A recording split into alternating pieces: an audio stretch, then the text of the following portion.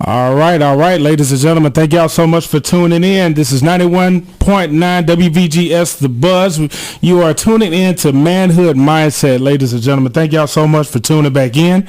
We have a special show for you all tonight, man, but just to make sure that you all understand exactly what you are listening to, this show is called Manhood Mindset, and what we try to do is make our contribution to our community from a man's point of view, but we not only talk about manhood issues, we talk about all issues in our community. However, this is our contribution to make sure we uplift our people and to make sure that we are talking about specific information that's going to help us all around as human beings on the planet. So just in case if you don't know who I am, my name is Big Chris. Big Dale is on the way up here to the studio in a minute. I'm from Ellenwood, Georgia, born and raised from DeKalb County, Georgia. Big Dale is from Riverdale, Georgia, and we basically want to make sure that we do our part in research and talk things out and kind of show people how to communicate, dealing with very specific issues and issues that may be a little uncomfortable to talk about. So thank y'all so much for tuning in. We got a lot of people on Facebook. We got a lot of people on Ustream that's tuning in right now.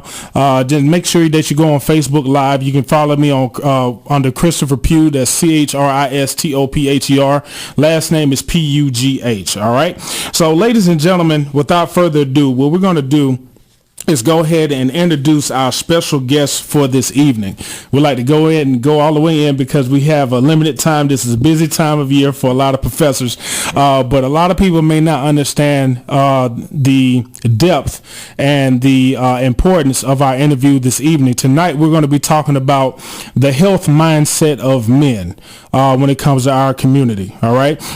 And we have no other than I consider the prestigious, the very, very powerful, and just a little bit about this gentleman. When I first met him, I knew exactly. Even if I couldn't put it into words, I understand the type of impact he could have on people who were willing to learn from him. The first time I met him, I just talked to him about certain things that I was concerned about, and he immediately just started giving out resources, things to look for, and his contact information if I ever needed any help, especially when it came down to helping students. We actually did a program around 2015 for Black History Month. And the name of that program was Health Disparities in the Black Community. And we also did a program for young men on Why Should I Forgive My Father? All right. And what a lot of people may not understand is how powerful these programs were. It opened a lot of eyes and a lot of ears and a lot of hearts and souls as well. And it helped so many different people, especially the people who were in charge of putting it on. I know I got a lot out of it, and I still remember it to this day. This gentleman is nationally known, locally known as well. Ladies and gentlemen, please help me welcoming professor of college in the College of Public Health. He's the department chair of community health and behavior and education, and he's the president of the American Public Health Association. Please give it up for Dr. Joseph Telfair. Dr. Telfair, how you doing, sir? I'm doing all right. How about yourself? I'm doing well. Come up a little bit more so the people can hear you a little bit. Yeah, how about that? That sounds very good. That sounds very good. So first of all, I'd like to personally thank you for taking time out of your extremely busy schedule. I know we just got off a holiday week or a holiday weekend or whatnot, and you got plenty of people's papers to grade. You got defenses to look at. Yeah. You have projects to overlook. You got all these different things. Yet you carved out time in your busy schedule to come on this show for Manhood Mindset. So I want to personally thank you for fitting us into your schedule. So first of all, if you don't mind, just tell people a little bit about who you are. Who is Dr. Joseph Telfair? All right. So I appreciate you inviting me tonight. It's always a pleasure.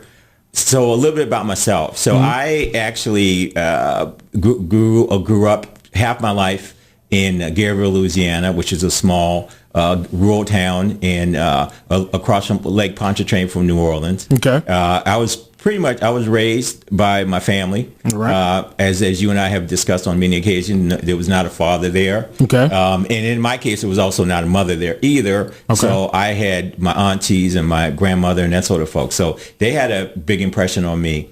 in a little bit into my childhood. So a lot of what I believe today about giving back and those sort of things, it just came from that, particularly from my grandmother and my auntie. Gotcha. So then for a little bit, my father tried, to take care of myself and my brother. It didn't work. About a year, I ended up in foster care. Okay. In the South Los Angeles area. Oh, wow. Yeah. So I went from very poor rural to very poor urban. Wow. And it was a challenge, no question about it.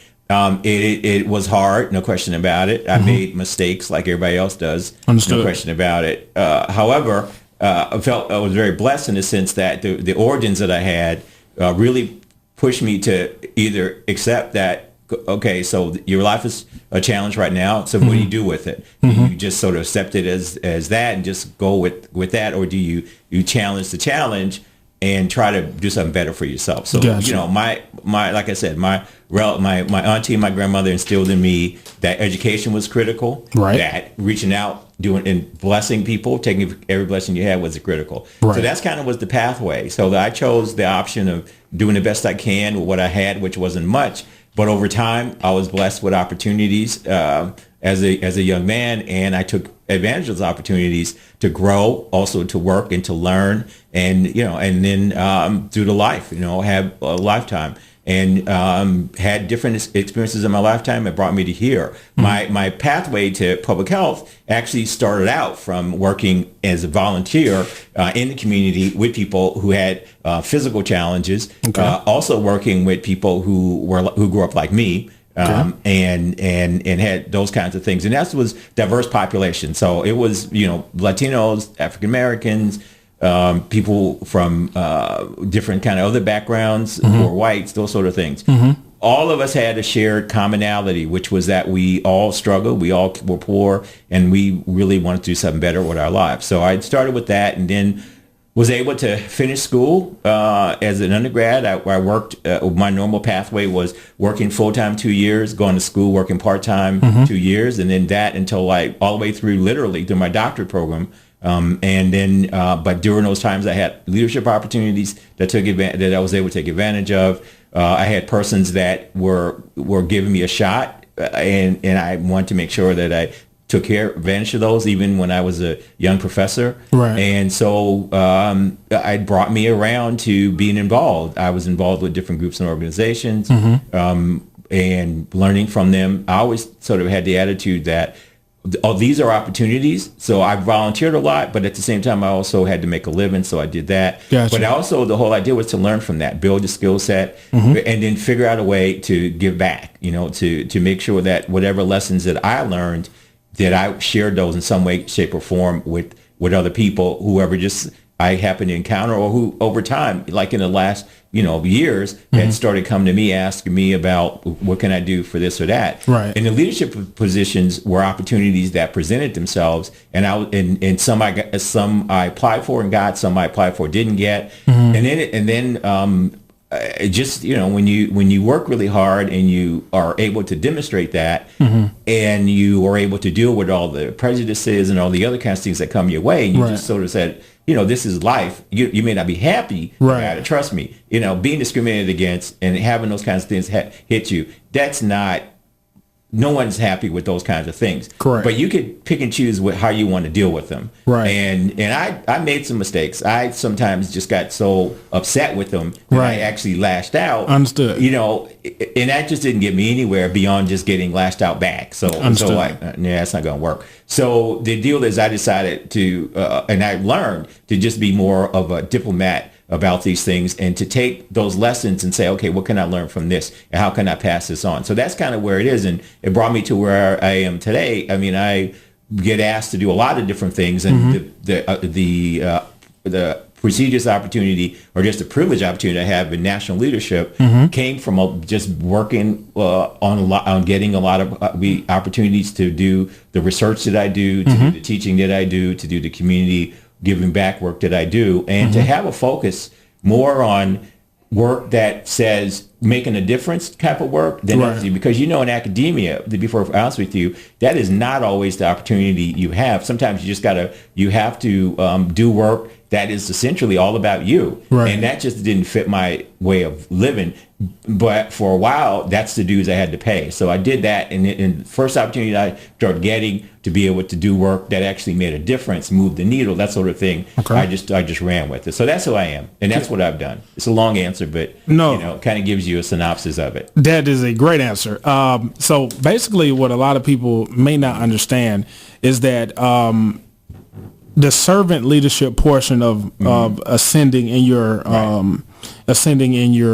profession, right? And one of the things that kind of stuck out, you mentioned volunteer, and one of the things, another thing that stuck out to me, what you said was you actually saw a lot of obstacles, but you focused on opportunities. Right. You didn't ignore obstacles. Not at all. Obviously, you're a human being, and they're going to affect you to a certain extent.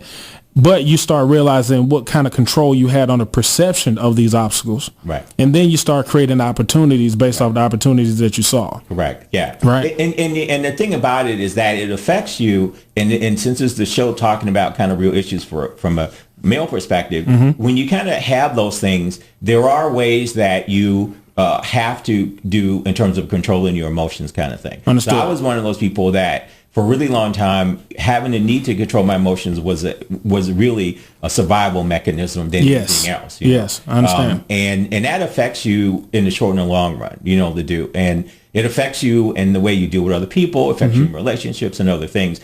And it doesn't always, it's not always a good way that it affects you. And so you have to kind of learn how to deal with that and accept that, sometimes it's going to work out and sometimes it's not. Exactly. And to this day, I would say that is kind of where I sit with things. So, right.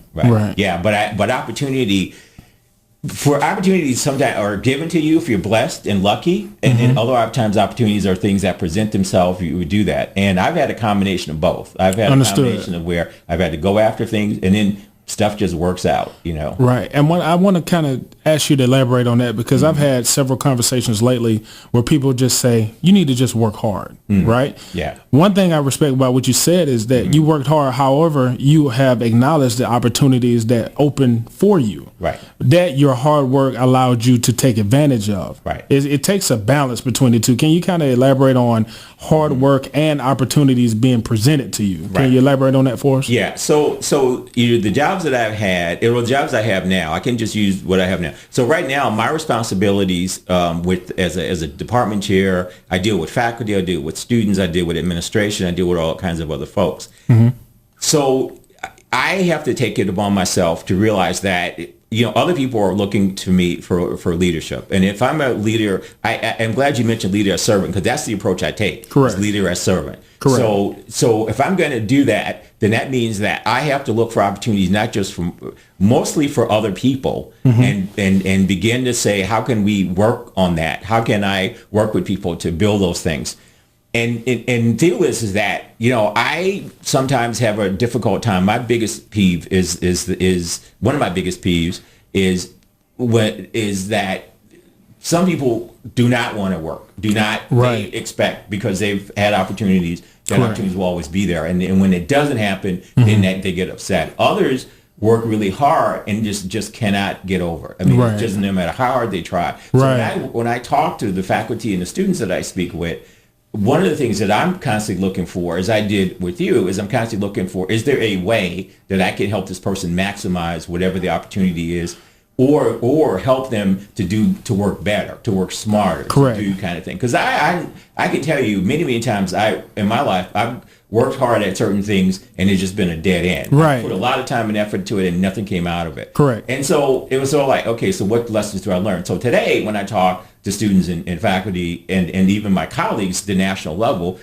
is that I really try to focus on, and what I have learned, which is that you have to sort of know that, I use kind of the 90% rule, which is that you put the effort in, and 90% of it's, if you can hit 90% of stuff working out for you, you're good to go. You can't let, trying to get 100% as that, which a lot of people that I know try to do that. They try to get perfection, which is not going to fly. You're a human being, man. That's not going to work. Perfection is it's not going to work. But the deal is that you do that. But the other part of it is that you have to both respect yourself, right? And respect the people that you're working with or the situation that you're in. And when you kind of lose that perspective, particularly if you're a hard worker, because if you work hard and you get nowhere, then there's not a whole lot you're going to be able to do. You know what I mean? So because there's a Chinese proverb that says that if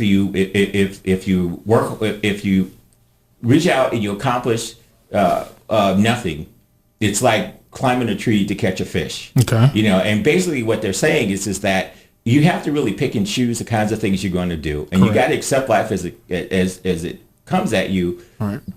Not so much as like this nice little hoity-toity. Yes, I'm going to accept life. Oh God, I feel so good. Right. Kumbaya. Right. It's just that life is complicated, man. It's complicated at all levels. And the reality is that you have to continue to work at that. You can chill every once in a while, and that's really good. But reality is that it's going to take a bit. And there's only a lucky few of us that are either wealthy enough, smart enough, and those type of things where it just comes to you. And I've known people like that. But also I've known people who I work with now that I have great respect with. In fact, these students I have great respect for, who have really learned the lesson, man, who've learned, that it's going to take a bit, and you have to sort of set a plan. I have this philosophy of short-term, long-term, that you have short-term plans and you have a long-term plan, or plan A, plan B. Right. So, and then, I go for that. So that's kind of my answer to your question on that one. Does that make sense? Yeah, it makes perfect sense, because the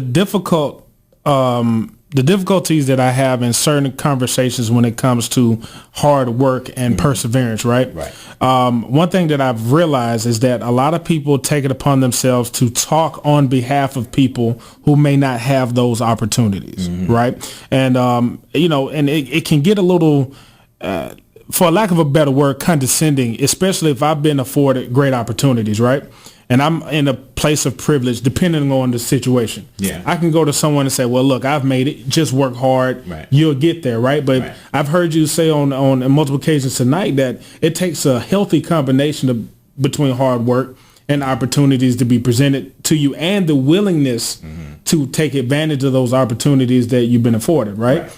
So now I'm looking at it as a person who may be a little bit farther in a career move, or a little bit farther in human development than another person, right? Yeah. And I go to them and say, well, you just need to work hard. And the reason why I'm saying this is because I'm trying to work on the authenticity of my conversation with people in the communities, right? So if I go out to a young man or a young woman and say, hey, you need to work hard. However, a lot of people who are in places that you want to be at, they've had opportunities presented to them, but their hard work allowed them to maximize those opportunities, right? So just don't think hard work, I would say, solves all problems. You're going to need some type of help. And so the reality is, and that as someone who, a lot of my colleagues and a lot of people that I work with, we work on the recognition that we're the blessed few. To be perfectly honest with you, to be in a position that I'm in, despite how my life started out, but to land where I land, it is a blessed opportunity, because I recognize pretty reality wise that not everybody is that happening to. I reckon it doesn't take much to walk down the street to see people in my age group or younger than me that are just still struggling, for one thing or another, be it from their personal demons, and other kinds of things, and that does affect us, and it particularly affects people of color, and particularly the reason why it affects people of color, and I have two reasons for that. One of it is because part of it is reality. The other part is that people choose to believe it. So thank you. Elaborate on that, please. Well, so this is what I mean by this. What I mean by that is that we kind of many times could create our own reality. Of course. You know what I mean? Of course. So if we think, if what we're saying and we have out here is that our goal is to be like this, mega rich kind of person, or whatever the kind of thing. And that's what we want to set our goal to. And because we can't do that, because there's only like 10% of the population who could ever achieve that, and even more who get richer than that. Correct. And then we don't hit that. And then we get pissed off, and we get upset, whatever. And then we start doing things that are just a little bit crazy, or we get desperate and we try to make more of it. And then that just lands us into this vicious circle kind of deal. That's what I mean. And so does that. You got to be realistic. You know what I mean, if you know that your goal is to your goal should always be at a minimum to have the best life you can for yourself and your family. Okay. Use whatever skills and talents God has given you, and then make sure that you give back some of that. Those are the kinds of three things that you work with. And if you stray from those kinds of things, you should expect that life is going to not necessarily always work out for you. Correct. I mean, for some people it does. Don't get me wrong. I know people that just screw up left and right, and stuff they just work. Right. You and I both know people like that. Right. That they are just lucky as they can be. Doesn't matter how much they screw up, life just hits them. But it does catch up to them eventually. But it's just that way. However, many of us are not that way. So reality is, if we believe really strongly that in whatever reality we set for ourselves, and we set that goal, then that's kind of what we strive for. So you set the goal you're going to strive for, and you set to go after that.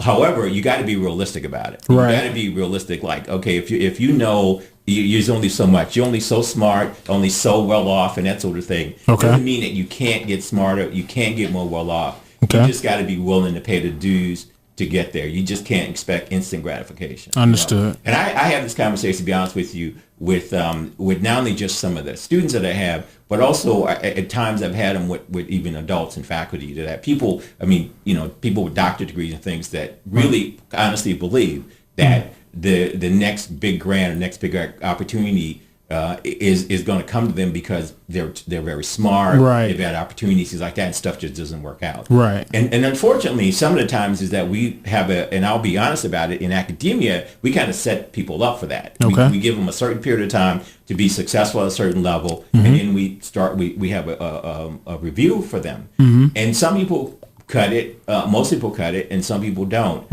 However, at the same time, it depends on how do you do this. So I've learned, when I was in school, I had some persons that really challenged me for no other reason than what I look like. Understood. And that was the message I took as to say, okay, that's cool. So my reality was, well, I'm going to prove this person wrong in many, many ways. And but I also know that I was able to do that, not just myself, but because I was able to be very blessed and work with other people who were supportive of me. I could work with them. And I would not be sitting here talking to you if I didn't have some of these folks that I was able to get support from, able to partner with, and things like that. So I'm just saying, your reality is what you set it out to be. You are successful as you're willing to work at, but you got to know that sometimes success is not pie in the sky. Success is real. You know what I mean? It is not a theory. It is a lived experience. Wow. And so you got to be able to do that. And you cannot always, and you should not always, try to do it solely by yourself. You have family members, you have friends, you have mentors. Resources. Sometimes it's not even financial resources. Human. It's just human resources. And you get what you give back. If you're respectful to people, no matter who you are, what your circumstances are, then people are going to be respectful to you. It doesn't matter. I know personally, like I said, I made a lot of mistakes when I was growing up, and but I was respectful to people, even though I had challenges. But that respect, people will overlook the fact that I had done some of these things, which I probably shouldn't have gotten into.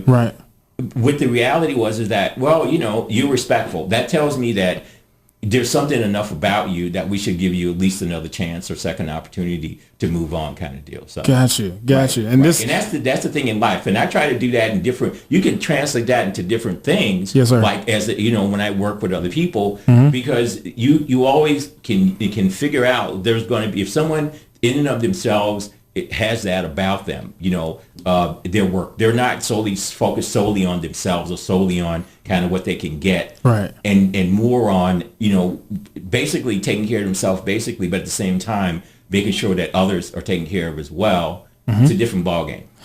One of the things that stuck out to me is when you said that if I believe in something so strong, I can create my reality to a certain extent. To a certain extent, yeah. Right. And one of the main things that we talk about is a man's mindset, especially with all the obstacles that we have to deal with in today's society.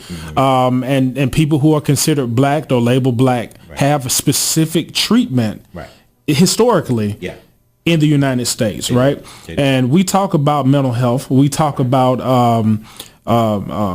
ways we can combat those type of images and all of those types of lyrics. And we talk about this a lot on the show about lyrics of a song. Sometimes you can hear a song so long to the point where you know the lyrics, but it's still not your song, but you know how to rap along and sing along, and all of a sudden you get so exposed to it, it becomes your song, and it becomes your reality. Yeah. I've known some friends of mine that, depending on what song is on, their actions start changing. Yeah. Right. And so when it comes to people who are labeled black, especially black men, we've had specific lyrics about us from day one.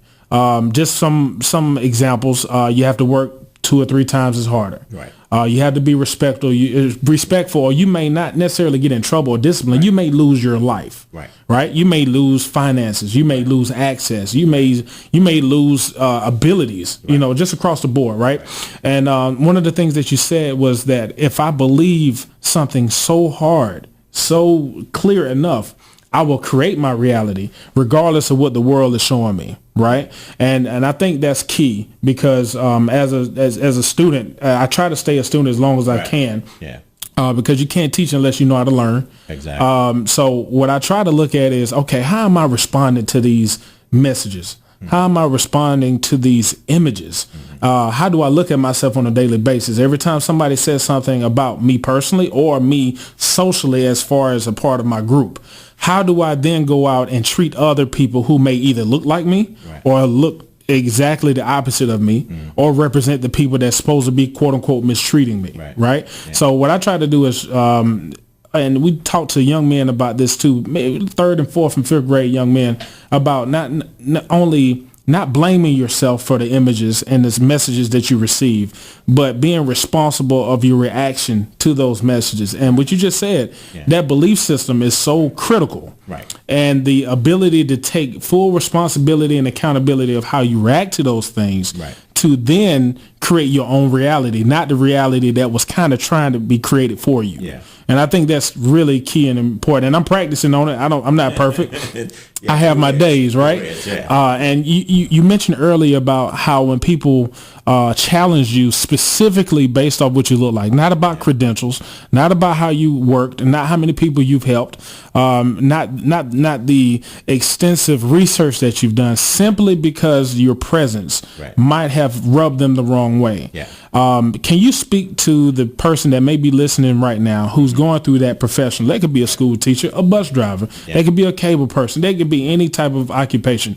They get specific mistreatment based off of what they look like or what they represent. Can you talk to that person? Sure. So a lot of times it's not even anything I say. It's just simply me showing up. When I was many times I've been like the only person that was different in the room. If you know what I mean. So and many times I have that reality to deal with. I've come to kind of accept that, and do, because I mean, you have to just look at me and right off the bat that there's like many things racially, ethnicity wise, that sort of thing going on. So I many times know that when I meet people for the first time, that I have to kind of filter a whole bunch of things, and whatever their reaction is, I have to kind of figure out. So they're asking me for this things, and there could be 5 or 6 different reasons: being a male, being a person that looks different, being a person in authority. All these things are there. And how do I sit there and sort of every time have to go through this mental checklist every time I meet somebody, or do I just sort of try to meet people where they are? So what I've learned how to do is just meet people where they are and kind of take it from there. And knowing sometimes I totally get misinterpreted, and that has happened all the time. Of course. I mean, it happens, not all that indifferent. Reality, though, is that I figured, like I said, I have the 90% rule. I'll do the best I can, 90% of it. And if there's some misinterpretation, I will definitely try to clarify. Correct. Particularly if someone is offended or someone feels that communication wasn't as clear as it should be. Okay. Then I've learned to start using certain terms like, does that make sense to you? Right. Or, does that work out for you? Right. That sort of deal. And I've learned how to kind of do these sort of subtle checks with you. Most people take that as a sign of respect. Right. That you be doing that. So I would just say people who are struggling with, because, people kind of look at them and, or it's not so much even how you look, but it's sort of like what people you may represent. They could be coming off of someone that you have nothing to do with it. I many times I have been in places where I've had nothing to do with the bad experience someone had with someone who looks like me, which is really tough because not a whole lot of people look like me. So, Understood. It's a joke. No, I got you. Yeah. No, I got it. But in the ballpark, like looking like me. So, right. And I have nothing to do with their experience, but they still are reeling off of that. So right. One of the things that I try to do, and this happens to be because I was a social worker for a long time. Okay. Is I have to figure people out within the first minute or two when I meet them, wow. and where they're coming from. So I used to do trauma work, and so I used to do. So one of the things in social work that you learn as a trauma social worker was that because situations were always hitting you. They were dynamic all the time. Emergency room, people, I worked in inner city. So stuff was happening. I come on shift and hit the ground running kind of deal. Right. There was stuff coming at you left and right. So you didn't have a whole lot of time to sit there and sort of contemplate this thing. You had to kind of go with your gut a bit. Correct. You also got to figure people out. Correct. So I was very blessed in my life to be able to do that. So I would just say to people, one of the things to try to learn how to do is work on yourself on how to read people. Right. How to figure out kind of if you can. And yes, it's unfair to have to do that. There's no question. It is unfair to have to do that. Correct. But part of our survival, particularly us who are different, survival is us being able to figure those things out. Are there going to be times when we can be chill about it because there are people we know. Right. When we meet people for the first time that we suspect are going to be looking at us or judging us, or even people who still do that, we still will have to take the time to make sure that we clarify that. Correct. Communications, whatever way it's verbal, physical, whatever communication is real critical. The other bit of it is that you have to be willing to do that yourself. You have to rise to the challenge. You have to rise to the fact that you got to be better than them at this point in time. Yeah, it doesn't matter. Yeah, you could be upset with them. I can tell you how many times I've had to deal with people that Lord knows I did not like to deal with. But that was not the situation. And people who are deal with persons in personnel or social work. Many times people, when I had to deal with folks who really, really were just not people that I want to deal with. Correct. That was my job was to deal with whoever walked in the door. Correct. Whoever came to me, and so I had to learn how to do that. Right. And then when I was finished with it, I could go over and talk to people I know and just sort of let them know. They would hear it. Close the door and say, do what you got to do. What I got to do. Right. And then I go back out because I've chilled out. And so the other bit, what I'm saying here is that, you're going to be dealing with folks who are a challenge to deal with. There's no question. Okay. But you need to find a way also to deal with them, but at the same time decompress. Right.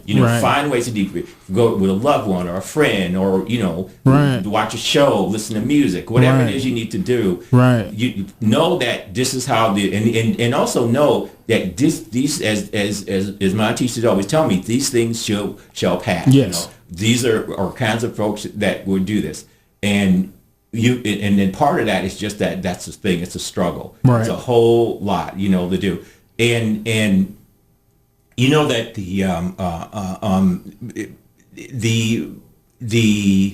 the idea is that we kind of live in a time where we're challenged all the time. There's no question about it. And as you mentioned, as you said, despite the level at which I'm at, which is a pretty high level, I still to this day still either get misunderstood one way, shape, or form, disrespected one way, shape, or form, and sometimes I get disrespected and myself because I'm not even tuned, because I've tuned out these people. Gotcha. My colleagues will say to me, I can't believe how much they disrespected you. And you be like, what you talking about? Yeah, right. Because for me, it comes, I'm just so tuned it out or come to it. Right. But other people will point it out to me, and I would just say to them, that's it, but that's their problem. Though. Right. I mean, I treat them with respect, and if they chose not to treat me with respect, that's their problem. That's not mine. you know. Do you see us as a people? And when I say people, I'm not necessarily talking about race. Sometimes when I talk about people, I talk about just human beings, right? Yeah, right. Mm-hmm. Human beings. Are we too focused on how other people think about us? I just think that's human nature. Human nature. Yeah, okay. I think it's human nature, but because it's human nature to a point. You know what I mean? I mean, we are socialized to care about what people think about us. Okay. You know, and that to a fault, to be honest with you. Understood. We care about where we look. We're bombarded, like you said. People Right. are bombarded with messages via music, via things like that. Particularly, you know, the people who don't have a lot or who want a lot, you know, or whatever, do care about those things. But I think human nature is such that we are socialized for that. Doesn't mean it's being socialized does not mean that the socialization itself needs to stick. You know, correct. I mean? And today, yeah, I mean, I would be dishonest to say, oh, I don't worry about that. I didn't comb my hair before I came to talk to you. Right, tonight, for you sure. know what I mean? For sure. Because if you see my hair at regular times, it's all over the place. It's I got crazy. you. So Mine too. I'm self-conscious about it. But anyway, but I think there's a point though. You know, Right. there's just so much that you could change about yourself or be about yourself that you're going to have to do that. And sometimes part of it is also learning how to accept yourself for who you are. Understood. I'm always envious of people who are just so chill that they generally are just cool in their own skin. Understood. You know, and that's a unique skill set. That's a cool. unique thing. And majority of us are just not there. Understood. You know? So I Understood. would say that, but I would say that we should not let that rule us though. Right. Because that's what we run into. I think what your question is implying, that's where the challenge is Right. that if we let that be how we view ourselves and the rest of the world, and that rules us and gives us, you know, sets our the way we look at ourselves or the way we act. Right. That's not cool. We need to work on many times just accepting who you are and what you do. Right. And then knowing that you have flaws. I think accepting Right. you have flaws. You know, and some of us have greater flaws than others. Right. Usually like either physical flaws or mental flaws Right. or, you know, just personality flaws. Right. We're human beings, so we're flawed. And Correct. so whether it's visible or whether it's invisible, it's going to be there. So Right. the deal, part of it is working on yourself. And that's a lifelong thing. I know very few people who, like I said, are just so chill that they don't have to work on themselves. Majority of us, no matter what role we have to constantly work on ourselves. Right. You mentioned earlier, and I like to ask this question to people: Does fairness exist? Does fairness exist?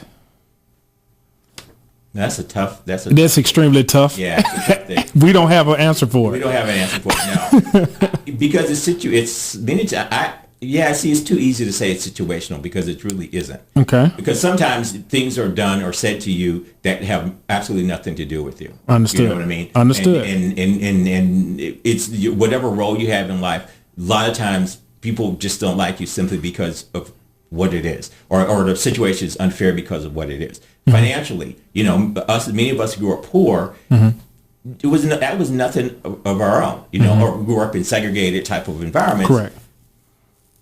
We had nothing to do with that. That's Right. just the way it was, you know, Right. and of course it was unfair. And I deal with people a lot where fairness that to me is a value. Right. And it's personal. It's a personal thing. Yeah. It's a value, and it should be. Yeah. You know, it should be. It should be something that we strive for. It should be something we recognize, but also something that we work to make sure that that everybody has that. You know, Okay. as a public health person, one of my values is to create environments of fairness for everybody. That Gotcha. everybody's treated the same. Okay. Everybody's looked at the same. Okay. Everybody has an equal opportunity to do whatever it is they want to do. Okay. Now, even if they don't succeed at it, at least they've been given the opportunity. So fairness is something that you work for. Okay. Fairness is something that, yes, it's the reality that we live in. Okay. However, at the time, life itself, because it's complicated, Right.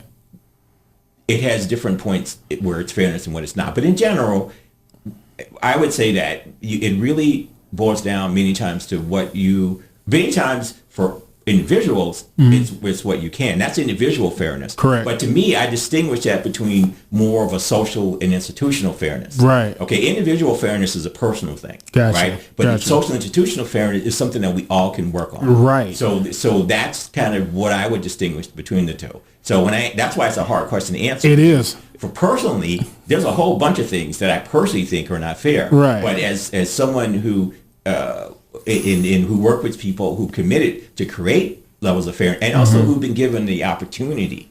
With my job in working with students and faculty and other people is that I am in a position where I can make decisions that allows for fairness to happen. You create opportunities for fairness. Absolutely. And okay. I'm blessed with that, and that's a gift. That's not something that you have. So the privilege of leadership, particularly leader as a servant, is that you are given the opportunity to work with others to create opportunities of fairness and important issues of fairness, of justice, fairness, those kinds of things. You're given that opportunity, and you either can choose to use it or not. And we know people in leadership who've chosen not to use it. They've chosen to make it a personal thing, chosen to abuse it, and that's kind of where we run into the whole concept of, is life fair? Because we know there are people in positions of power and authority that abuse it. Now, the reality of that is that a lot of times we would like to do something and we can't. That's one thing. But the other part of that is sometimes we just let it be. I live in a world sometimes where people, because they're very successful as a researcher or some other kinds of things, and they do not treat people fairly, others make excuses for them, allow them to be that way because they have other benefits. They make money, they do all these kinds of things. That's it. And so that's my arena as an academic, but I know that also is an arena that other people work in and do different jobs and corporations and things like that. Politics, no matter what it is. So to me, fairness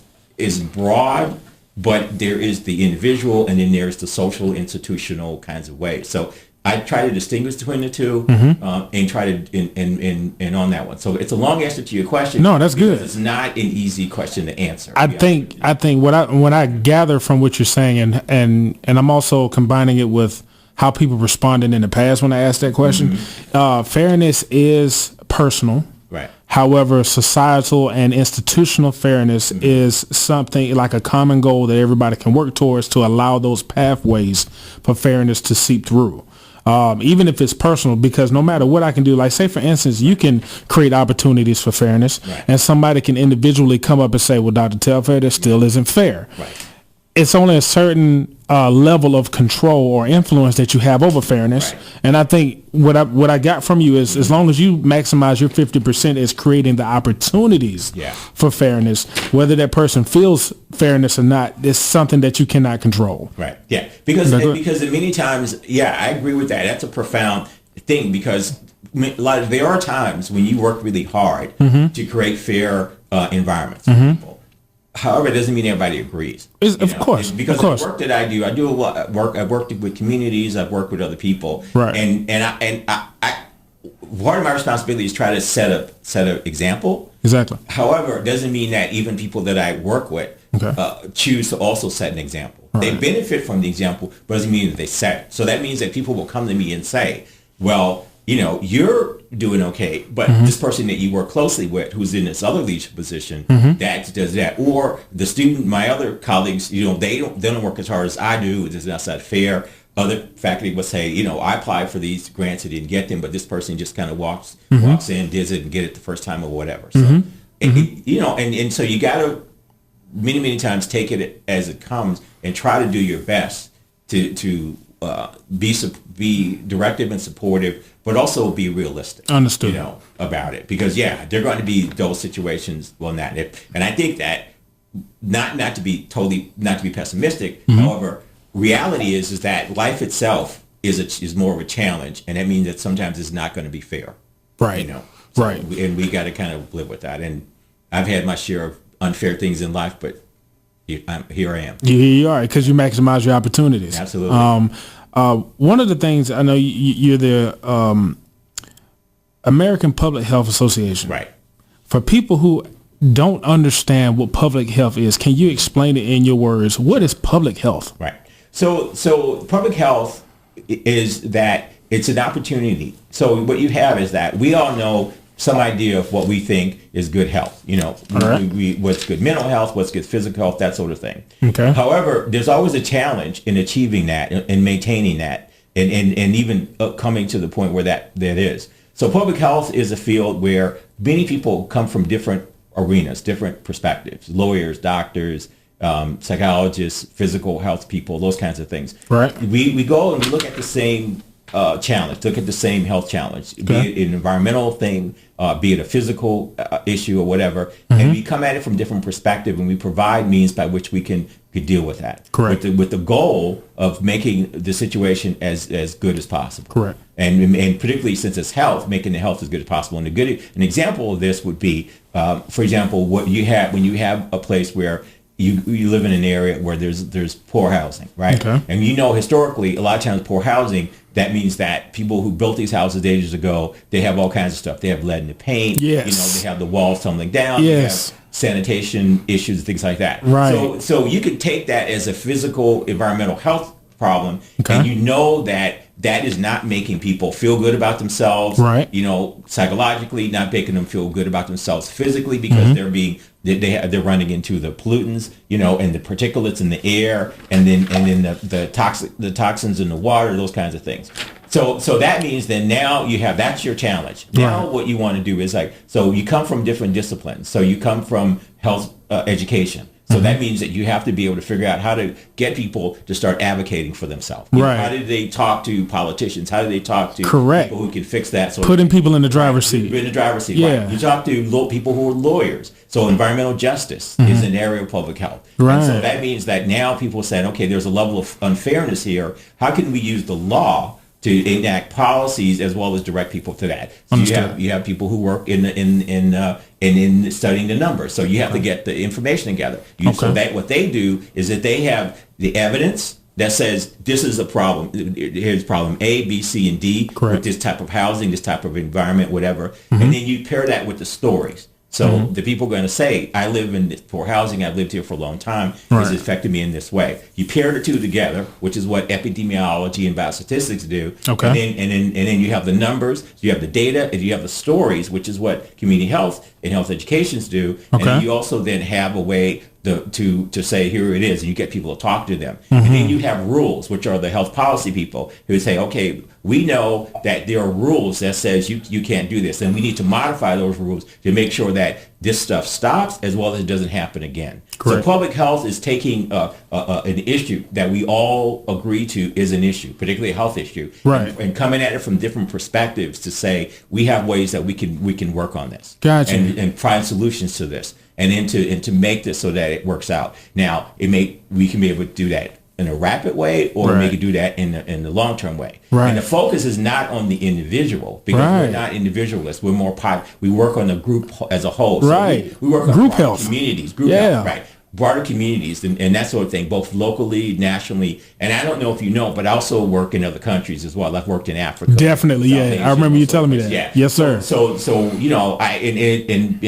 things there. One is that it just reminds us how really blessed we are in this country to have what we have. But at the same time, but also we're blessed in the sense that we can help other people in countries that are challenged to work out some of their solutions. So public health is both local, it's national, it's global. Right. And it approaches the same types of issues, but working with different things. Everything from working with governments to working with individuals at the community level to help with organizing folks, those kind of things. So public health takes the idea, what our focus is on health, that other people may focus on other things, like mental health folks focus on mental health.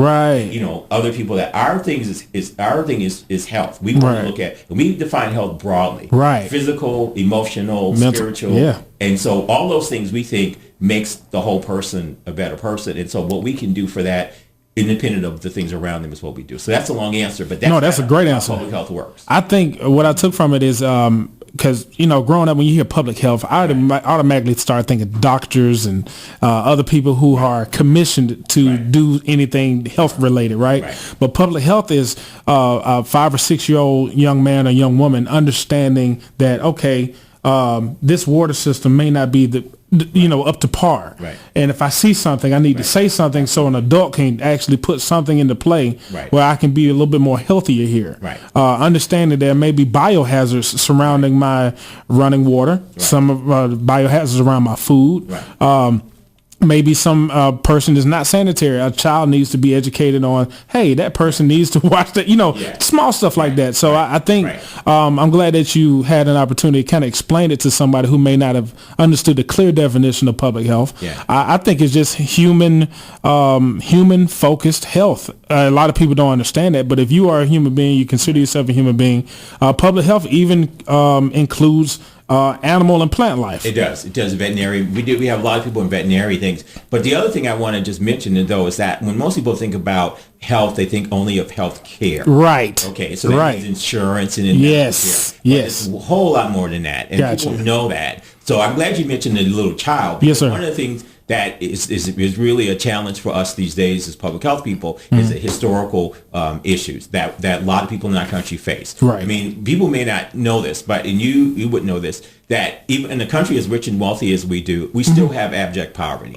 We do. Right? Oppression is rampant. Abject poverty. And the reality is that group that is poor is getting poorer all the time. Yes. And so it's not just we hear about opportunities, and they are opportunities, and we are really blessed because things are growing. Correct. But for the folks that live below certain levels, it is the numbers are getting bigger. There was a just if I can be nerdy just for a second, there was a Pugh study that was done in 2013 that looked at poverty levels. Okay. And for those that live below abject poverty or serious poverty, which is what the term they use, means that someone whose income is half of what below the poverty level. Wow. So, and that means that, for example, poverty level, if it's roughly $8,000. So someone whose salary is $15,000 a year, that's serious poverty. And so that number is actually growing in our country, and it has grown even during the previous decade with even Obama in office. Right. We still had those kind of things. Today, even mess, and then we're about to, if we go through what it is that we, not to get political for a second, but sure. if what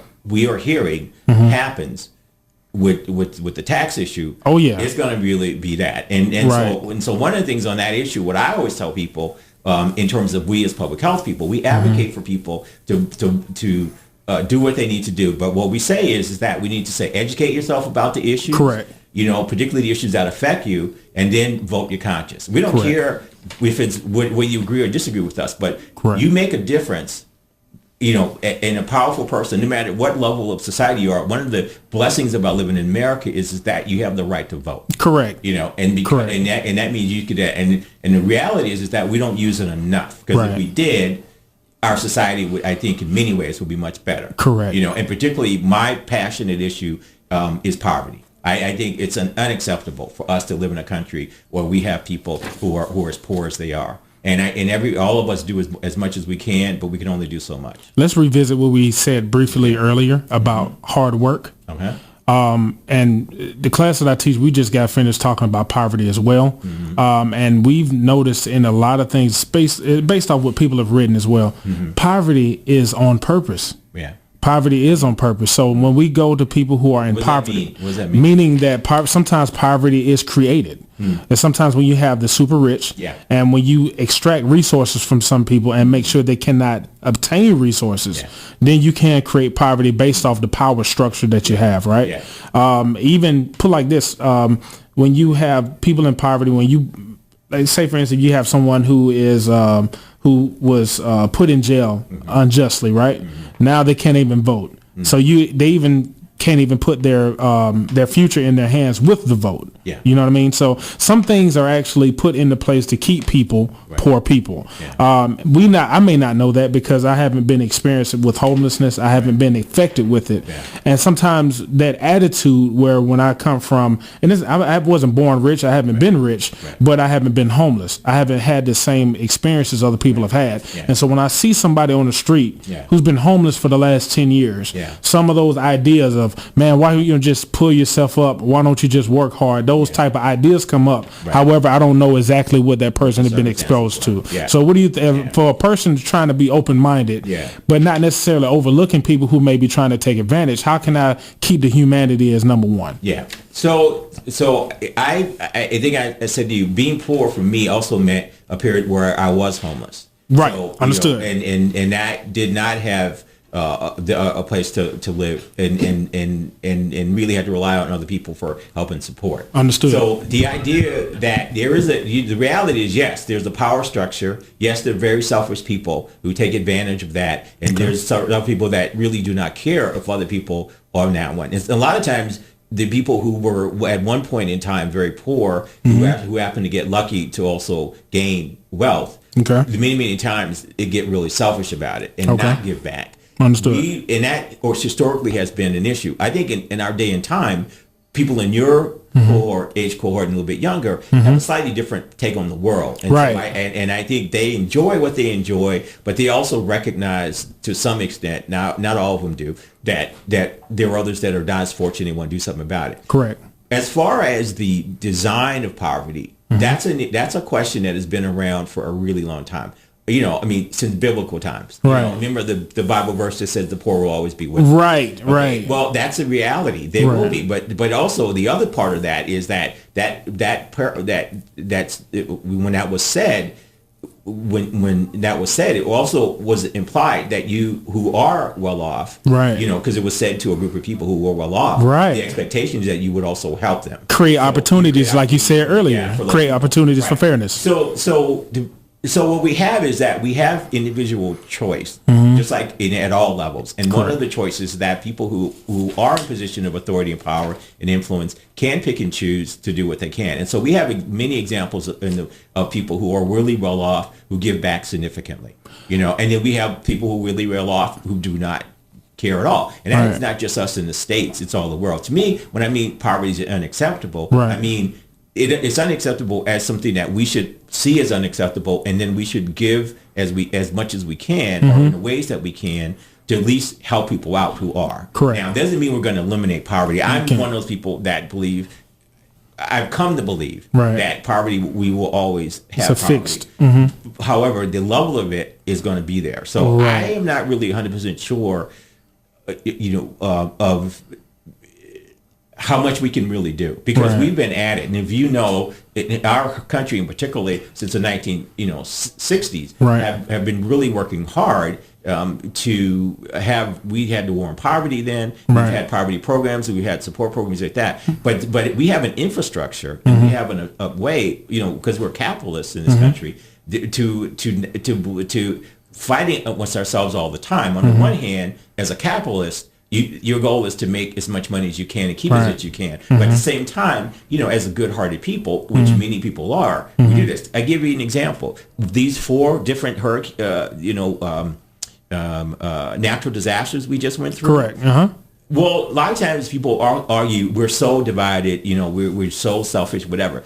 But you also have to do is to step back and take a look at all those people who stepped up and didn't even know people, and were giving and helping. Good people still exist. Yeah, we do. And so that means that for the majority of us, not everybody, for the majority of us, we have that kind of heart. Day to day, it's a different ballgame. But when we have to, we do this. We just haven't figured out how to make the stuff we do when we run into people in need something we do every day. Gotcha. Even us who believe in it because of our religious, our faith, or other things, we don't have it enough. Gotcha. We have countries in the world that are great examples. They just right off the bat, like many northern European countries, right off the bat will take 35% off of everybody's paycheck and go into the system, and that system pays for everything. Wow. Because in the United States, we just cannot fathom something like that. You know what I mean? There will probably be a war that breaks out. But to be fair though, I worked in other countries where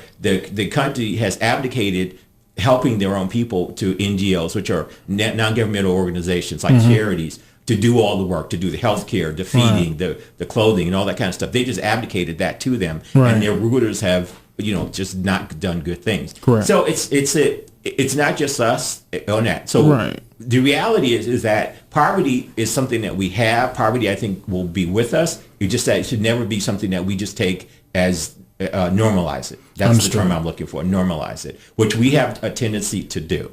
It's to normalize disparity, normalize inequities. Gotcha. And what I mean by normalize it, I mean just accept it it's been that way. It always will be that way. Understood. And that's what we mean. And you talk to people and they'll say, oh yeah, well, that place has always been, people in that neighborhood has always been, et cetera. And that should not be. And that's really hard, to be honest with you, to change the socialization we have, because normalizing disparities and inequities is part of that is socialization. Part of it is saying people who are in authority who don't provide or just do for themselves. Right. That's part of the way we are, et cetera. Even, you've heard me say this even in my conversation, that some people are that way.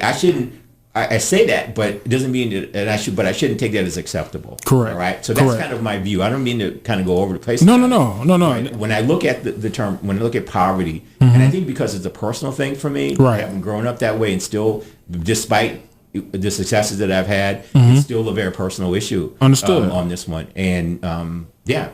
So I do think people should do what they can. Exactly. To help people out. Not everybody can. Right. But if you are in a position where you're fortunate and you're blessed, it doesn't take. I can tell you, I personally do giving, and it's never ever affected my ability to live a pretty decent life and things like that.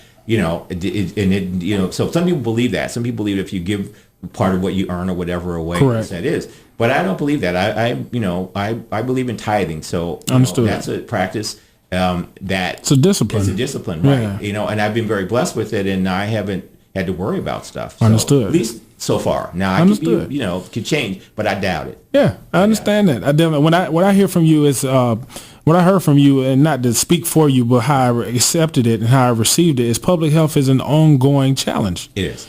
It's an assignment. Yeah. I would say it's not necessarily a finished product. However, the finished product should be a goal. But we don't necessarily need to be downtrodden or disappointed because we don't see that finished product. It should always be that goal to keep working towards it. And that's hard to accept. Right. People who advocate, who get out and march and do all these kinds of things, they want to see change and they want to see change now. Correct. And many times that there are rules for these things.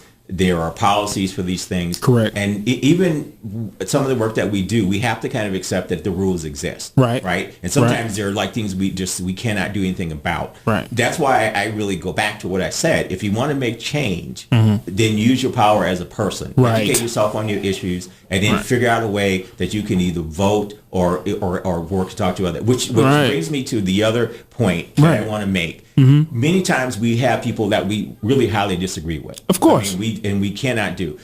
And I do too. If I'm someone that believes that you should help people all the time. I have others who believe that people are just freeloaders and I'm using a nice word, but that's not the way they use, or freeload, or people who just take advantage of the system. Right. We all grew up with that. And I've been accused of that myself growing up, even though that was totally incorrect. And that had to do everything with how I grew up, where I grew up, what I used to sound like when I spoke, as well as what I look like. People just assume, that I was gaming the system. I had a professor when I was in graduate school, when I was getting my doctorate degree, that sort of on the back end of it, he didn't know this, but he said this to some of his colleagues that, when he was reviewing some things that I was doing, that this is someone who knows how to play the game or gaming the system. Wow. Yeah, he did. And the reason why I found this out is because there was a person who was an assistant, which should tell you should always respect people who are below you. And he was this kind of person that just as if she was not in the room. Wow. Anyway, so she shared that with me, and I always remember that, as I took it as a challenge, because this person judged me solely because it wasn't, when I applied for a doctorate program, I didn't get in the first time. Okay. And so I had to learn, okay, what did I need to do to fix it? Right. And so I did, and I got in the second time. Right. So and I got in the second time because of persistence, and that's when the person was, made that judgment. Yeah. So he took it, from his own filter as me trying to game them. Right. And other people just took it as me learning and me really saying my goal is to get into this school and you persevered. Yeah. Right. So people who many times get that, they just understand that people are going to filter many things, some of your best efforts, you know, from a way that's just not real positive, because they themselves, their life experiences tell them that people like you, you know, they're going to make judgments. And, Gotcha. and then some of those judgments are not going to be good judgments. And so you got to figure out to do. So anyway, they disagree. So people who disagree and people who view people like that way. So yeah, I've had people like that, and I've had people tell me that, you know, that way. When you have people protesting and things, they will just buy the line that these people are thugs or, you know, all the kind of things. Right. And so I have to hear that. But at the same time, I know there's a common ground here. I know they're coming from someplace, and if we could figure out a common ground, we can work something out. Understood. And so I would say 70-80% of the time we could do that, but there's going to be the intractable 20 or 10 to 20, right. which is, so I'm good. Right. You know, if I can get, you know, 60 to 70 people that I deal with to find common ground with, I'm good. That's it. I'm good. You don't need unity, you just need a unit. You just need a unit. Exactly. Yeah. You got to, because not everybody's going to agree with you. Right. We live in a world where not everybody's going to agree with you. And it's not just political. It's also personal, some of these other things. Yeah. So, but I think that doesn't mean that we shouldn't try to do that. I think if we did, because like I said, I used the example of the disasters a moment ago. You know, there are people who probably normally would not even be in the same room with each other, right. or whatever. However, they all came together right. to help other people who are suffering, you know, right. and do that. But they would still come together, give to the charity, they'll go out and do the physical work, right. you know, they'll do their things, and they'll work together right. in a way that they normally would not have if it wasn't for this situation. If we could translate that, right. which I know some people have, right. into trying to do this regularly, right. you know, and be on that kind of thing that we do. So, and that's what I heard from you. Sometimes in order for us to work together, we need the perfect storm, and it could be levels of poverty that may be increasing, and people find out and say, hey, we need to tackle this right now. We can't solve it. You can't solve a hurricane or a tornado or a flood, but you can react to it, and to the point where you can minimize the devastating effects of it. Yeah, but the other point of it is that there is a, you know, can you find a middle ground? Right. These things, you know what I mean? And that's a toughie. That's a hard thing. And that's one of those things where sort of like, you know, when you working out, I mean, you got to sort of muscle. That's a muscle you got to build. Gotcha. Because we're not all built that way. Understood. I mean, we have people that are just kind by nature, which you know, God bless them. Yeah. But there are many people that we have to work towards that. And when they get it, you know, this becomes normalized, just human nature. Correct. Which is to figure out how we can find middle ground. Correct. Now, I do want to respect your time. I do. Yeah, it is 8:12. So if it's 8:12 right now, how much? I'm going to ask you what. About 3 more minutes. 3 more minutes. Okay. Right. Now, if you can do this for me, and I know actually we've talked quite a bit about some of the questions that I've given to you. We didn't tackle everything, but I think this is more than one show, because we get to talking about a lot of different things. And when you're talking about public health, it's broad anyway, right? It is broad, yes. So I think what you have done right now for the people who are listening, at least giving us the best intro possible for us to start doing our own research. Okay. You know what I mean? Yeah. Which I hope people do. Exactly. It's a great field, and we do.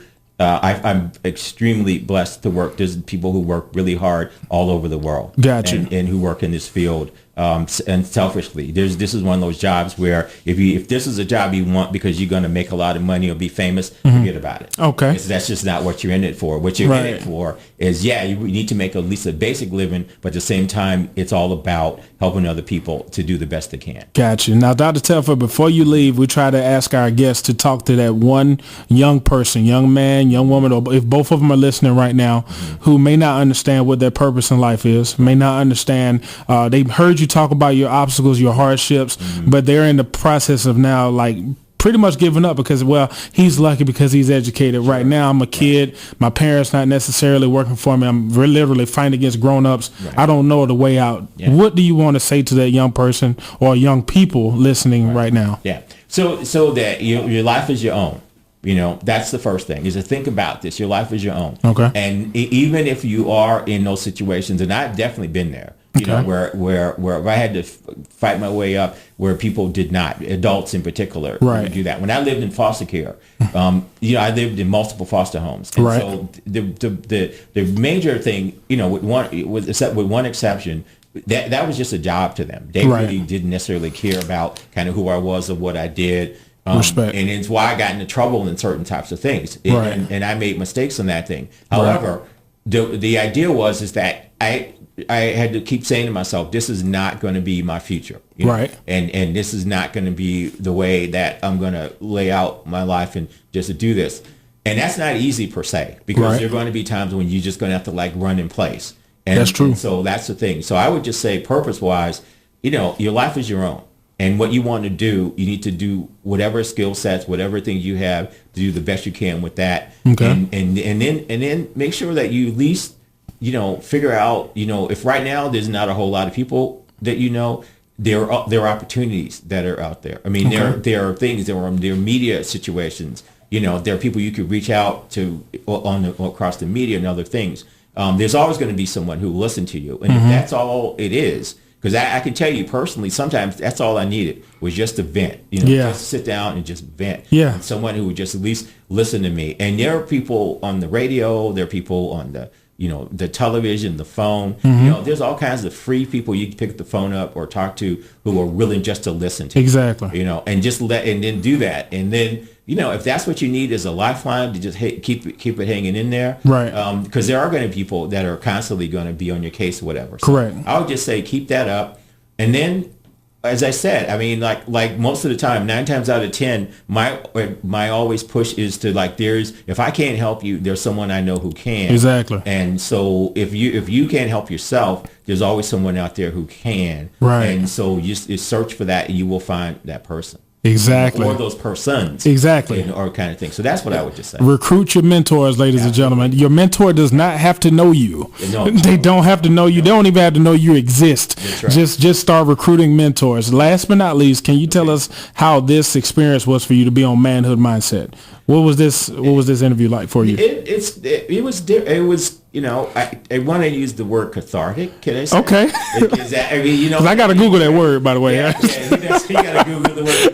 Cathartic just means free talking. Gotcha. Feeling free to kind of express myself and talk about things Good. that are free from me. That was the goal. It makes it feel good. That was the goal. That was the goal. Do you think we educated someone in the process? That's my prayer. Gotcha. Understood. Right, I appreciate it. No problem, ladies. Sorry, I got to cut it short. No, it's no problem. No problem. We're about to go to break anyway. All right. So, ladies and gentlemen, thank you so much for tuning in. We're not done yet. 91.9 The Buzz, WVGS 91.9. You're listening to Manhood Mindset. We'll be right back.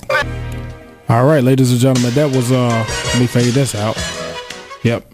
Ruined it.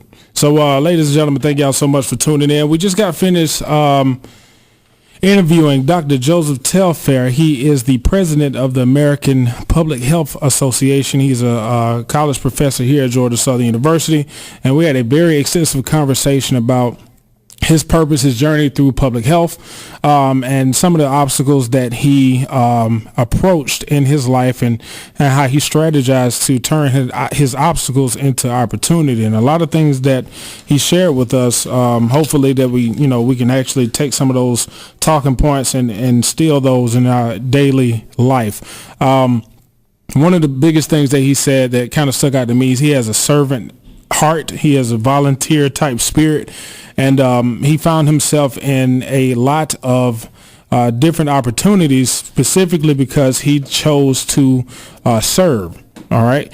He actually chose to go out and use his expertise, his heart, his leadership skills to help people. So if you're out there still trying to figure out what you want to do with your life, and still trying to figure out, I guess, some professions and some type of career moves or whatnot, I think what you may want to do is just at least find out what makes you happy as far as what you want to be doing, not necessarily what you where you want to be hired at. I think a lot of us try to establish our happiness based off of employment, even though employment can get you some type of resources and give you some type of access. But we got to be very, very careful about how our employment is directly tied to our happiness or our acceptance of our own life. So if you're listening to this right now, and if you're still trying to figure out what you want to do in your life, how about do what you want to do regardless of who hires you? That could be a very, very good avenue for you to kind of eliminate some of the negative thoughts coming from a lack of employment or a lack of status, because a lot of us really think that status is happiness, having happiness based off how other people look at us. And Dr. Telfair was talking about how we are socialized to look at how, or try to pay attention to how people look at us, how we look, how we talk, how we walk, how we engage with one another, what we drive, what we live, all of these different things. We try to do those based off how people will accept us. And, even though that is a socially acceptable thing when it comes to human life, we have to really check it to the point where we don't engage in that type of behavior to our detriment. I know a lot of people out there are still trying to figure out how they're going to be accepted. And when they go home by themselves in their own apartment, they don't even get acceptance with themselves. You know what I mean? They try to go out into the world and get acceptance from everyone else, but when they come home, they're still not happy with who they are as an individual. And at the end of the day, if you don't accept yourself, that world acceptance, I don't even think that's even possible if you haven't even accepted yourself. Because I think on a grand scale, and I've had some conversations with some people, that if you accept yourself, the world's acceptance can be an option instead of something that you need. You know what I'm saying? That'll be icing on the cake if other people accept you, which is cool. But you're not going out expecting other people to find something in you that's going to be just great. You know what I mean? You don't need other people to just put you on a pedestal or pat you on the back or things like that. You go out there with realistic expectations of human life. And I think we all have to learn that from time to time. I think on a grand scale, self-love is always going to be a journey. It's never perfect because we're learning more and more about ourselves on a daily basis. And some of the things that we're learning about ourselves, we may not be very big fans of. Some of the things that we're learning about ourselves could be the ugly side, or some of the things that we've been dealing with subliminally all of our life that you really don't understand about yourself, and you kind of want to keep it quiet, and you don't want anybody to see it. And, sometimes if you're ashamed of it, if you're ashamed of what you've been hiding, you can eventually be ashamed of yourself. So you might want to just try to explore that, try to find out what it is, try to understand it.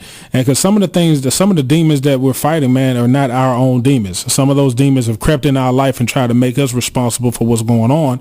And it may not be the case. It may not be your responsibility. It may be your challenge, but it may not be your responsibility. So when you try to make sure that you don't find excessive fault in yourself, but you might want to find a good deal of strength and a good deal of strategic, opportunistic vision, if that makes any sense. Because a lot of us are trying to figure out our ways in life. Even the people that have been in their career for 20 and 30 years are still wondering why they were born and why they're here on this planet. And so one of the things that we do on Manhood Mindset, we try to at least have those types of conversations where people can actually get some help. A lot of people are still trying to figure out if what they've been doing all their life, is that what they were supposed to be doing? And at the end of the day, that's an uncomfortable conversation. Because I look at my life on a daily basis, and I wake up every day thankful. And I have goals in mind of things I want to accomplish. But it's that question in the back of my head, am I supposed to be doing this right here, right now? And I think what gives me ease is trying. I think a lot of us don't understand how important making a valid attempt is. Not necessarily going through the emotions or going through the motion on a daily basis, but actually trying to make that attempt to do something new or to push yourself to another level in your life. Even if things that may be comfortable to you, try to reach out of that comfort zone a little bit. You don't have to impress anybody by making your life a little bit more difficult, but at least try to test your boundaries. You know what I mean? Try to find out all the things that people told you couldn't do. Go and find out why people told you couldn't do it. And you'd be surprised. Their limited knowledge could have been their main talking point. They may have failed at doing a specific task, and they wanted to discourage you from doing it because they didn't want to see you accomplish a goal that kind of crushed their dreams. You know what I mean? So you have to take it, take it with a grain of salt, man. A lot of people may love you, but they don't know necessarily how to love you accurately for the things that you got going on in your life at the moment. So what you do is, you listen to them, you respect them, but you also investigate their intentions behind the words that they're using to describe what they want for you. Because a lot of people may not understand exactly where you're going. They remember where you've come from. And sometimes people will use your past to dictate your destiny, and it's up to you if you're going to let that happen or not. So a lot of us are trying to figure out the best way to interact with each other. A lot of us are trying to figure out the best way to interact with ourselves, spiritually, mentally, physically, financially. A lot of people are trying to figure out new disciplines they need to figure out. I know the new year's coming up, and this is our last show before the new year is coming up. Finals week is in a couple of weeks. Matter of fact, it's next week. So this is our last show. So we want to just pretty much give everyone a positive outlook on the rest of your life, because regardless, in the next 10 minutes, those are the first 10 minutes of the rest of your life. So whatever you do with those 10 minutes is totally up to you, and you have a lot of power in them. A lot of us really don't understand how much power we really have until we go out there and try. So I challenge everyone to go try something new. Try something that's going to kind of shake things up a little bit. And just because you are trying some things new doesn't mean that you're going to step on any other toes. Maybe you're trying something new in the comfort of your own space, and you don't have to worry about other people's feet because they're not walking with you. Don't worry about stepping on toes, man. They shouldn't have been trying to trip you up in the first place. You know what I mean?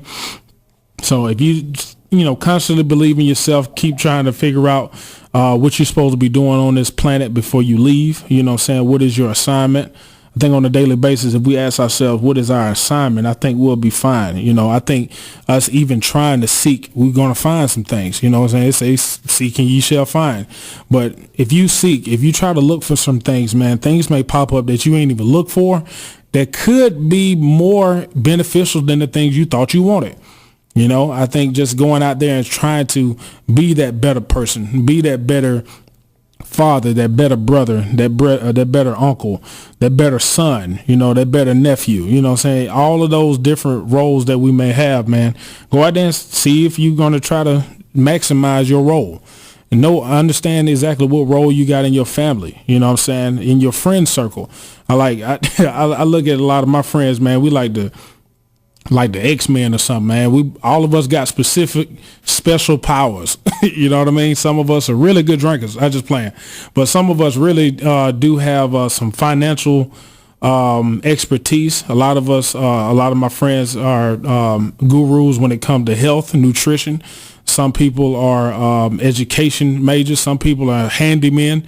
Some people are farmers, man. I know a farmer that's growing his own food, and he's teaching people how to grow their own food and take their health in their own hands. We got some physicians, we got some health experts, we got all different types of people in your circle.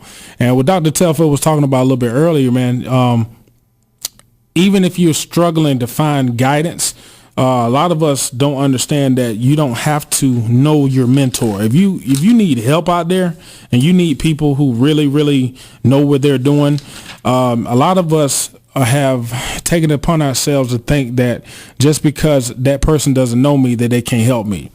There's a lot of people out there who've never, ever met Christopher Pugh, man, but they've helped me beyond my wildest dreams. Sometimes you just need to find out what they've written, find out what radio shows they're on, find out what journals they've written, just find out some interviews they've been on. They can say one thing that can propel you to the next level. You'd be surprised. A lot of the sentences that people say, they give you the missing link of something that you've always been thinking about, but you never had the words to say.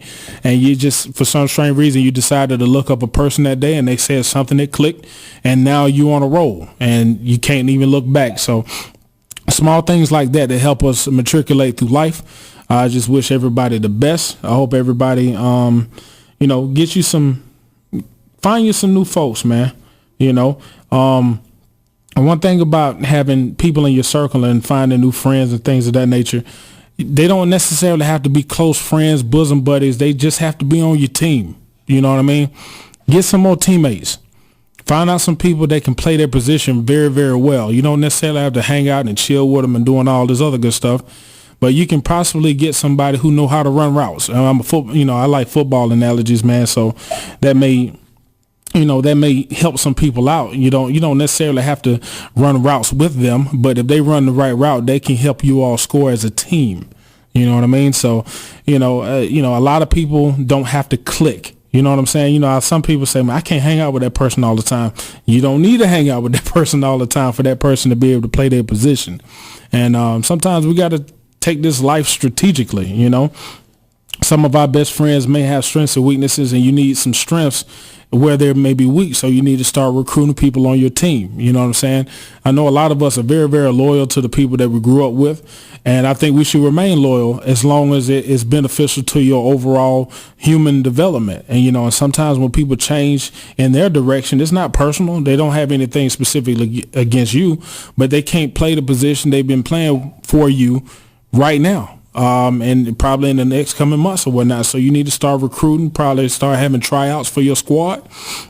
And then when you get people who kind of prove that they are in your best interest and want the best interest and, have your best interest in their heart, put them on the playing field and see how they perform.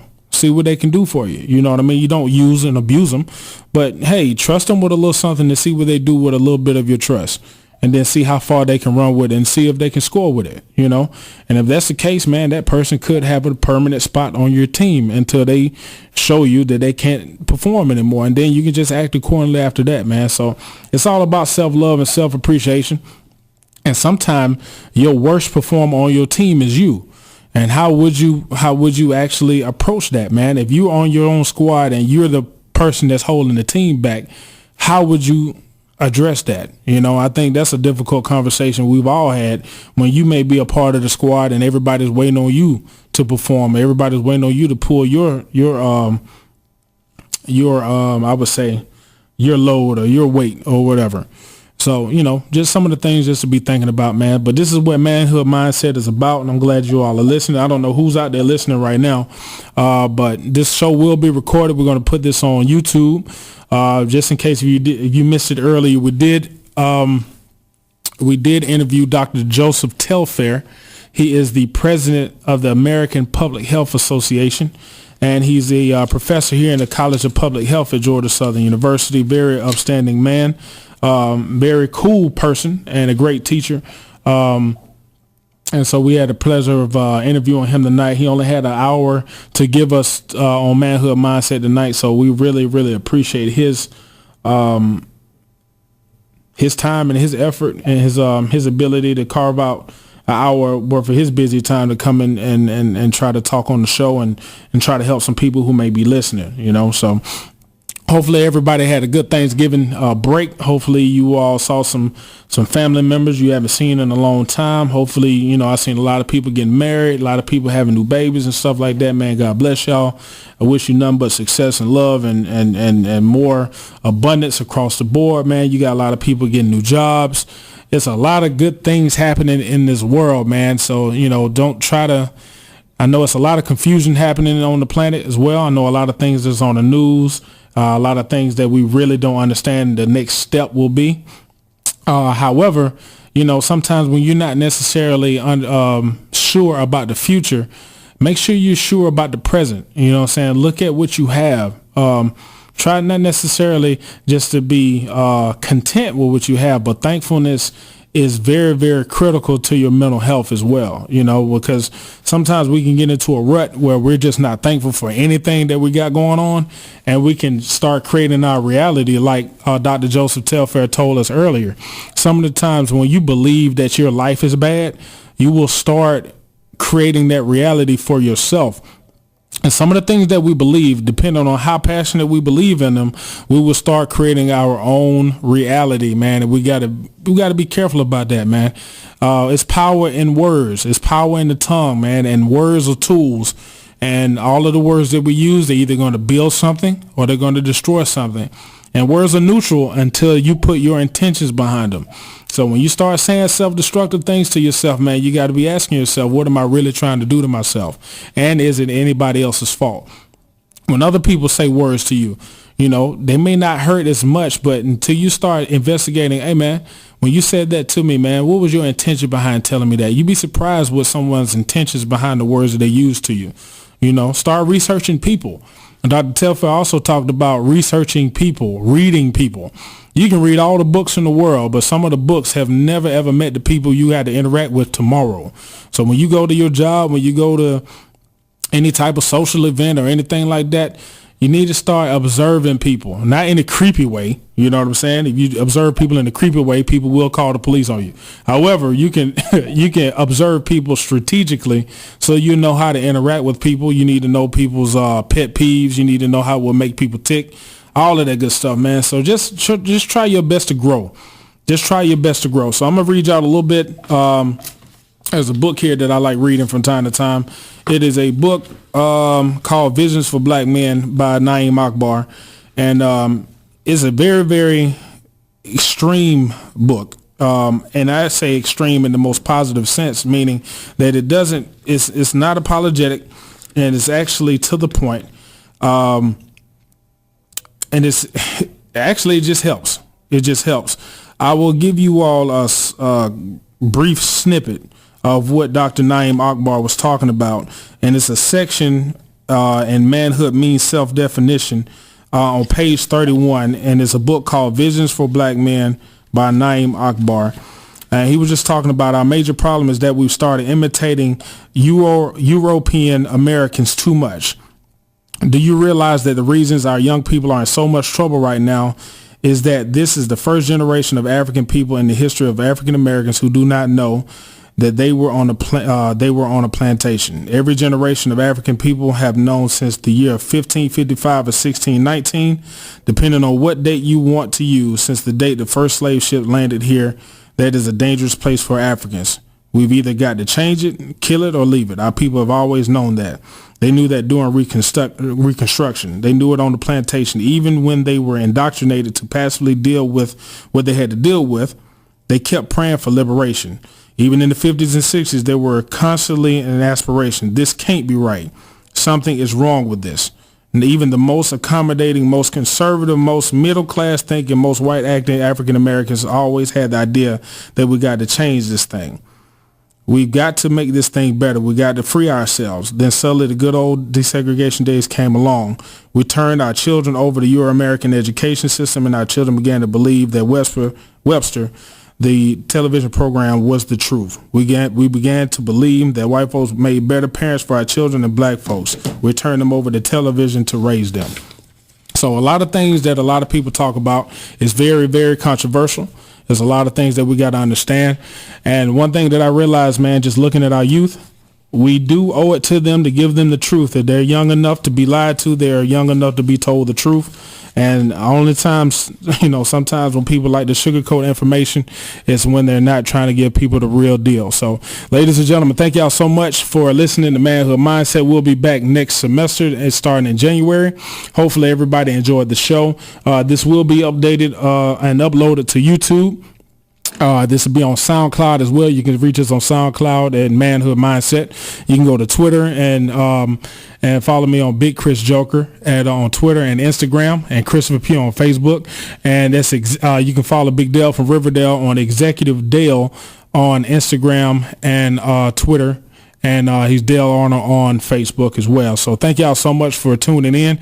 We appreciate all of your continued support. If you got any suggestions or any feedback, just hit us up on social media, or you can email me directly at mchristopherpugh@gmail.com. Again, that is mchristopherpugh@gmail.com. Thank y'all so much for tuning in, and I hope y'all enjoy the rest of your year. I know your New Year's resolutions is coming around the corner, man, but y'all take care of yourself and each other, man, and I love y'all, man. Take care. Peace. 91.9 The Buzz. Don't move or you'll miss it. More music next. 91.9 The Buzz. Doing what we do best. More music. More of your favorite songs.